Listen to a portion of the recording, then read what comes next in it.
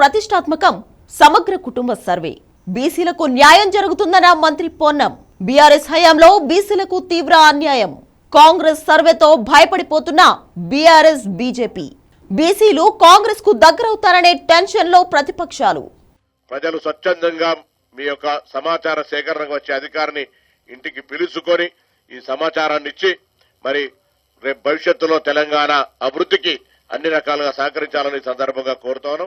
తెలంగాణ ప్రభుత్వం ప్రతిష్టాత్మకంగా సమగ్ర కుటుంబ సర్వేను నిర్వహించింది. కులగణన ద్వారానే సామాజిక న్యాయం జరుగుతుందని ప్రభుత్వం ధీమా వ్యక్తం చేస్తోంది. తెలంగాణ వ్యాప్తంగా 1,17,44,000 ఇళ్లు ఉన్నాయి. సర్వే కోసం 87,900 ఎన్యూమరేటర్లు పనిచేశారు. గ్రేటర్ హైదరాబాద్ పరిధిలో 28 లక్షల ఇండ్లు ఉంటే 19,000 మంది ఎన్యూమరేటర్లు నియమించింది.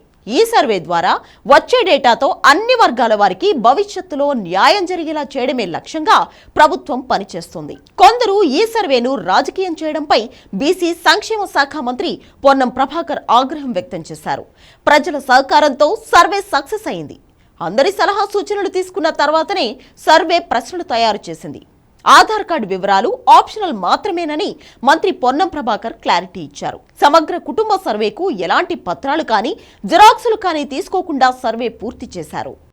ఈ పెద్ద కార్యక్రమం దేశానికి రోల్ మోడల్.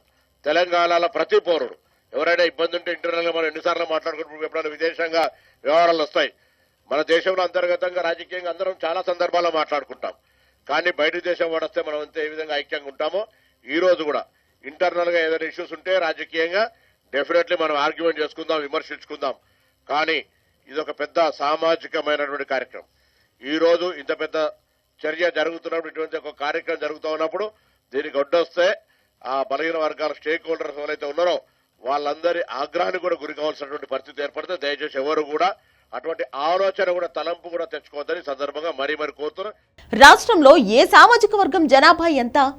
వారికి ప్రభుత్వ పథకాలు అందుతున్నాయా లేదా? విద్యా రాజకీయాల్లో ఆయా వర్గాలకు ప్రాధాన్యత ఎలా ఉంది? భవిష్యత్తులో అందించాల్సిన సాయం ఏంటి? రాజకీయాల్లో ఏ వర్గానికి అన్యాయం జరుగుతోంది వంటి అంశాలను సమగ్రంగా కులాల వారీగా సర్వే చేపట్టింది తెలంగాణ సర్కార్. గత ప్రభుత్వాలు కులగణనను పట్టించుకోకపోవడంతో బీసీలకు అన్నింట్లోనూ తీవ్ర అన్యాయం జరిగింది.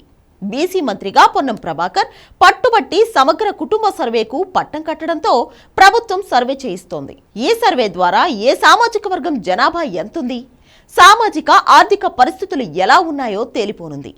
బీఆర్ఎస్ హయాంలో ఎన్నో సామాజిక వర్గాలకు సరైన న్యాయం జరగలేదు. దగాపడ్డ వర్గాలకు కాంగ్రెస్ హయాంలో న్యాయం చేసేందుకు ప్రభుత్వం ఈ కార్యక్రమాన్ని సీరియస్ గా తీసుకుంది. సమగ్ర కుటుంబ సర్వేను ప్రభుత్వం సీరియస్ గా తీసుకోవడంతో బీఆర్ఎస్ బీజేపీలకు భయం మొదలైంది. ఈ రెండు పార్టీలు సర్వేను వ్యతిరేకిస్తున్నాయి.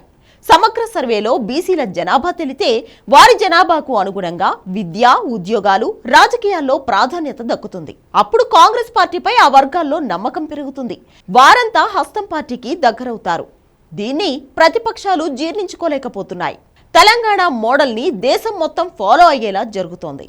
సమగ్ర ఇంటి సర్వే 92.6% పూర్తయింది. 13 జిల్లాల్లో 100% పూర్తయితే 1.08 కోట్ల ఇళ్లలో సర్వే కంప్లీట్ అయింది. సర్వేలో డేటా ఎంట్రీ కీలకం కావడంతో ఎప్పటికప్పుడు సర్వే వివరాలతో డిజిటలైజేషన్ షురూ చేశారు. సమగ్ర కుటుంబ సర్వే చారిత్రాత్మక నిర్ణయమని మంత్రి పొన్నం ప్రభాకర్ అన్నారు. తెలంగాణ వ్యాప్తంగా 49,79,473 ఇళ్లకు సంబంధించి కంప్యూటరీకరణ పూర్తయింది. ములుగు జిల్లాకు సంబంధించి అత్యధికంగా 92%తో తొలి స్థానంలో నిలిచింది. తర్వాత ప్లేస్లో యాదాద్రి జిల్లా, సిద్దిపేట, మహబూబ్ నగర్ జిల్లాలు ఉన్నాయి. 2 జిల్లాల్లో 70%, 4 జిల్లాల్లో 60%, 11 జిల్లాల్లో 50%కి పైగా కంప్యూటరీకరణ పూర్తయింది.